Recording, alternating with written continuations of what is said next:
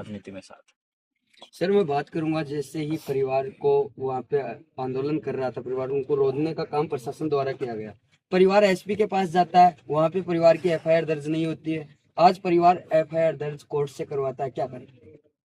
कारण यही है कि बड़े बड़े मठाधीश हैं। जब मैं सीकर में आ रहा था तो पुलिस प्रशासन खुलासा करेंगे, और ये जो मार्च की जगह थी वो ऐसी जगह थी जहां हजारों छात्र पढ़ाई करते हैं। तो प्रशासन दबाव में काम कर रहा है, और जिस सीआई ने बदतमीजी करी, मैं आपके माध्यम से कहना चाहता हूं, सीआई साहब अगर आप मेरी बातचीत सुन रहे हैं, आपने बहुत गलत किया है। आपके अंदर अगर भावनाएं हैं, हम नहीं कह रहे आप कैमरे के सामने आके इस पीड़ित परिवार से माफ़ी मांगो। आपका दिल कभी करे तो इस परिवार से माफ़ी मांगने ज़रूर आना, क्योंकि आपके बच्चे भी पढ़ाई करते हैं, कॉलेज में पढ़ते हैं, यूनिवर्सिटियों में पढ़ते हैं, आपकी भी बेटी है, आपके भी बेटा है। भगवान ना करे कभी हम इस चीज़ का कोई हिस्सा बन जाएं, तो मैं कहूँगा कि आपने इस परिवार को गाली दी है, आपने इस परिवार को सताया है। आपको नींद कैसे आ रही है? और नींद अच्छी आ रही है तो फिर भी आप इस परिवार से माफ़ी मांगना। आपने बहुत बड़ी गलती की है, और आपको आपकी वर्दी पे इतना गुमान है तो ये विनोद जाखड़ आपको खुली चेतावनी देता है। आप हमें रोक के दिखाते उस दिन, आप में हिम्मत थी, और आप इतने ही बड़े, आप वर्दी के धुरंधर थे, तो हम लोग मार्च निकाले, आप आते हमें रोकते, हम दिखाते कि हम क्या कर सकते हैं। आप एक पीड़ित, एक लाचार परिवार पे जो है गालियां बरसा रहे हैं, आप शब्दों का उपयोग कर रहे हैं, उनके साथ गाली गलौज कर रहे हैं, मारपीट और केस लगाने की धमकी दे रहे हैं। तो इस चीज़ से समझ में आता है कि सीआई साहब की जो है मानवता मर चुकी है, उनके अंदर भावनाएं नहीं है। वो केवल और केवल एक पिट्ठू बन के, सरकार के एक नुमाइंदे बन के केवल पीड़ित परिवार को दबाने का काम कर रहे हैं। अच्छा, आगे की रणनीति रहेगी? आगामी पूरे देश में आंदोलन है हमारा, पूरे देश में आंदोलन चल रहे हैं। छत्तीसगढ़, मध्य प्रदेश, देश के अलग अलग कोने के अंदर हम लोग आंदोलन करेंगे। भाई प्रदीप जैसे बाकी जो परिवार हैं उनके लिए न्याय की गुहार करेंगे। सड़कों पे हम संघर्ष कर रहे हैं। रोज हम लोग शाम को, दिन में, दोपहर में हम लोग लड़ाई लड़ते हैं। सरकार के कुछ लोगों द्वारा धमकियां दी जा रही हैं। ऐसे में हम आए और सड़कों पे निकले, मार्च निकाला। परिवार ने इच्छा जताई कि इनकी बात जो है नेता प्रतिपक्ष राहुल गांधी जी तक पहुंचाई जाए, और हम जरिया बने राहुल जी तक इनकी बात पहुंचाने का।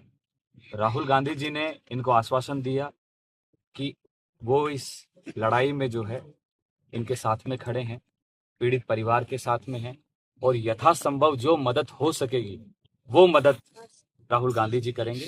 आज उन्हीं की न्याय की लड़ाई को लेके, उन्हीं की मैसेज को लेके हम लोग यहाँ पहुंचे हैं। परिवार ने जब राहुल गांधी जी से बातचीत की तो बताया कि कैसे इन्होंने कर्ज लेकर जो है अपने बेटे और बेटियों को पढ़ाया है।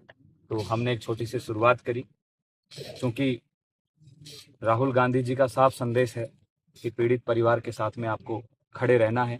इसकी न्याय की लड़ाई अंत तक लड़नी है जब तक न्याय नहीं मिल जाता। तो उन्हीं के आदेश पे, उन्हीं के निर्देश पे हम सब एनएसयूआई के कार्यकर्ताओं ने, कुछ समाज सेवियों ने साथ में लेके 11 लाख रुपए की राशि जो है हमने चेक के माध्यम से, और जिस दिन मैं पहले दिन आया था 50,000 की कैश सहायता हमने की। साथ में ही राजकुमार शर्मा जी ने भी इनको 2 लाख रुपए की जो राशि है वो दी है।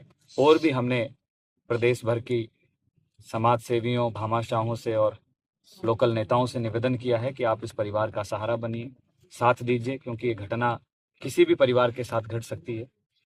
ये गरीबी और अमीरी देख के नहीं आती है, क्योंकि घटनाएं जो हैं आज जिस तरीके से नौजवान आत्मविश्वास खो रहे हैं, तो ये एक भ्रष्ट सिस्टम का हिस्सा बन गए हैं। तो हम उस भ्रष्टाचार के खिलाफ उस लड़ाई को जारी रखेंगे। आज बहन ने प्रदीप की जगह जो है मेरी कलाई पे ये राखी बांधी है और कहा है कि हम ही आप में प्रदीप देखते हैं। तो मैं इस परिवार को विश्वास दिलाता हूँ कि आज जीवन मैं इस परिवार के साथ में खड़ा हूँ, और हर तरीके से जो मैं मदद कर पाऊंगा मैं वो मदद करने के लिए तैयार हूँ। नेता प्रतिपक्ष राहुल गांधी जी भी इस परिवार के साथ हमेशा खड़े हैं, और हम न्याय की लड़ाई को जो है अब सड़कों पे लड़ ही रहे हैं, आगे भी संसद तक लड़ेंगे, दिल्ली में लड़ेंगे, देश के अनेक कोनों पे लड़ेंगे। सिस्टम पाएगा। देखिए, ये बात मेरी नहीं है, मैं तो हर इस देश के नौजवान से कह रहा हूँ कि अन्याय के खिलाफ लड़ना पड़ेगा, और कोई भविष्य में ऐसे प्रदीप की तरह कदम ना उठाए, इसके लिए हमेशा ही हमें जो है जागृत रहना पड़ेगा। मैं आज देख रहा हूँ बहुत सारे फ़ोन मेरे पास आ रहे हैं, जब से पेपर लीक हुआ है और घटनाएं सामने आ रही हैं, माँ बाप अपने बच्चे को अकेला तक नहीं छोड़ रहे हैं क्योंकि वो डर गए हैं कि कभी भी बच्चा कोई कदम उठा सकता है। तो मैं यही कहूँगा कि हम इस परिवार के साथ में खड़े हैं। जो बाकी परिवार हैं उनसे भी हमने संपर्क साधने की कोशिश करी है, लेकिन कुछ परिवारों को जो है सरकार के द्वारा डरा दिया गया है। परिवार में अगर कोई सरकारी कर्मचारी है तो उस पर दबाव बनाया गया है कि हम उस परिवार तक ना पहुँचें। मध्य प्रदेश में एक परिवार है, मैं जो है 1 तारीख को उस परिवार से मिलने जा रहा हूँ और सेम घटना वहाँ पे हुई है। वहाँ पे भी एक नौजवान ने जो भी साधारण परिवार का है, गरीब परिवार का है, वो भी एक सपना देखता है कि भविष्य में डॉक्टर बनेगा। आज वो बच्चा हमारे बीच में नहीं है।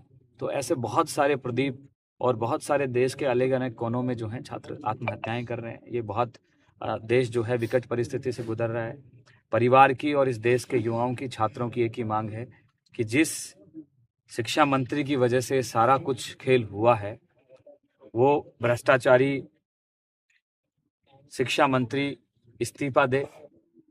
साथ में जो एनटीए नेशनल टेस्ट एजेंसी है, जो इस पेपर को, नीट पेपर को कंडक्ट कराती है, वो पूरी तरीके से विफल है। इसको तुरंत प्रभाव से बंद किया जाए और उसकी जगह या तो कोई सरकारी एजेंसी या कोई और ऑप्शन जो सरकार के पूरे नियंत्रण में हो, उससे ये पेपर कराया जाए। तो ये सब परिवार की मांगे हैं। अभी मुझे बताया कि हम जब तक न्याय नहीं मिल जाएगा, प्रदीप की अस्थियां भी जो हैं हम गंगा में नहीं बहाएंगे, क्योंकि हमारे यहाँ प्रथा और परंपरा है कि जब तक आत्मा को शांति नहीं मिलती है, मुक्ति नहीं मिलती है, जब तक कि गंगा में या जहाँ भी इनका स्थान रहता है वहाँ अस्थियों को नहीं बहाया जाता। तो ये परिवार की, इस देश के लोगों से, इस देश के युवाओं से, इस देश के छात्रों से बड़ी मार्मिक और भावात्मक अपील है कि ये अपने बेटे की अस्थियां इसलिए नहीं बहा रहे हैं ताकि कल को कोई और माँ को, किसी और बहन को, किसी और पिता को ऐसे अस्थियां अपने बेटे की या बेटी की ना बहानी पड़े। तो हम ये वादा करते हैं कि हम इनकी न्याय की लड़ाई तक पूरा मजबूती से इनके साथ हैं। जो के किसी भी पदाधिकारी का, किसी मंत्री का, किसी भी प्रतिनिधित्व का कोई मैसेज तक नहीं है, क्या कहना चाहेंगे? मैसेज कैसे होगा? इन्हीं के लोग तो इस षड्यंत्र में शामिल हैं। आप देखिए कि किस तरीके से शिक्षा मंत्री के साथ, इन भाजपाओं के नेताओं के साथ, युवा मोर्चा के नेताओं के साथ जिस तरीके से तस्वीरें आ रही हैं, जो जमारामगढ़ के विधायक हैं उनके साथ तस्वीर आना, तो ये सब तार आपस में जुड़े हुए हैं। और सच्चाई ये है कि आम बच्चों की पकड़ में नहीं है ये पेपर। ये कोई गाजर मूली या सब्जी नहीं है कि कोई ठेले से जाके पेपर खरीद लाए। ये बड़े नेक्सिस का जो है एक हिस्सा है, बड़े षड्यंत्र का हिस्सा है। इसमें बहुत बड़े बड़े लोग शामिल हैं। सरकार उस नाम को, उन नामों को उजागर करने से डर रही है, क्योंकि मैं ये मानता हूँ ये वो नाम है जो सरकार को मोटी फंडिंग करते हैं, चुनाव में चंदा देते हैं, क्योंकि ये चंदे पे चलने वाली सरकार है। जितने बड़े चोर इस देश के अंदर हैं वो सारे के सारे भाजपा को चंदा देते हैं, और ये पेपर माफिया भी भाजपा को चंदा देते हैं। भाजपा के पे भी आरोप लगाए कि जो परीक्षा में खुद नहीं बैठे, जो न्याय की लड़ाई लड़ता है उस पर आरोप प्रत्यारोप लगते रहते हैं। मैं हर आरोप के लिए तैयार हूँ। अगर मेरे प्रति कोई आरोप है तो जाइए, कोर्ट पड़ा है, कचहरी पड़ी है, जाइए काम करिए। मैं तो यही कहूँगा कि सड़कों पे उनको भी हमारे साथ में आना चाहिए और इस तानाशाह प्रशासन और सरकार के खिलाफ लड़ना चाहिए। चुनाव को लेके क्या कहेंगे? राजस्थान में चुनाव को लेके वो अलग विषय है। आज मैं चुनाव के लिए मैं बात करूं, सरकार जिम्मेदार है, धर्मेंद्र प्रधान जिम्मेदार है, इस देश का सिस्टम जिम्मेदार है। जिम्मेदार हर वो व्यक्ति है जो इस पेपर लीक में शामिल है, हर वो व्यक्ति है जिसकी निगरानी में ये पेपर हुआ, हर वो व्यक्ति है जो इस पेपर लीक में सहयोगी बना। सर मैं बात करूंगा, परिवार ने पीट दिया ही तो कठे न कठे विपक्ष को खड़ा है कि राजनीति चल रही है। हाँ बिल्कुल राजनीति चल रही है। आओ सब करो राजनीति, सब 11-11 लाख रुपए दो। मैं तो सबसे निवेदन करता हूँ, जितने भामाशाह हैं जो राजनीति करना चाहते हैं, कि आप सब आइए यहाँ बैठ के राजनीति करिए। बहुत सारे नेता कह रहे हैं टूरिज्म है, ये कोई टूरिज्म ऐसे शब्द आपको यूज करने चाहिए क्या? ये इस माँ की, इस बहन की सिस्कियां हैं। उस सिस्कियों को मैं समझाऊं जिन्होंने कहा टूरिज्म को सहयोग करके गए क्या परिवार का? कुछ नहीं किया, तो फिर खाली पीली आके नेता बनाने आए थे यहाँ। देखिए, मैं किसी व्यक्ति पे व्यक्तिगत आरोप लगाने नहीं आया हूँ, लेकिन मैं ये कह रहा हूँ अगर जो लोग कह रहे हैं कि राजनीति कर रहे हैं, तो मैं कहता हूँ कि